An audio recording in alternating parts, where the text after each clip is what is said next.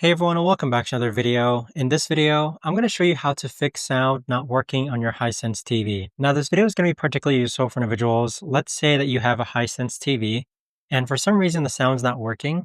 How do you actually go ahead and fix it? Now, I recently ran into this issue, and I do believe there's two options that you can try out.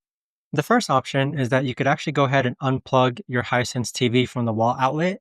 Leave it unplugged for about 60 seconds and then replug it back in. Check to see if that works. The other solution you can try is that if you go into quick settings, then click on all settings on the upper right hand side, and then scroll down to where it says display and sound, then scroll down to where it says audio output. You want to make sure that you have the correct audio output actually selected. So make sure the correct audio output is actually selected so that you can have sound working. But there you have it, guys. That right there is the best and easiest way that I know of to actually go ahead about doing this.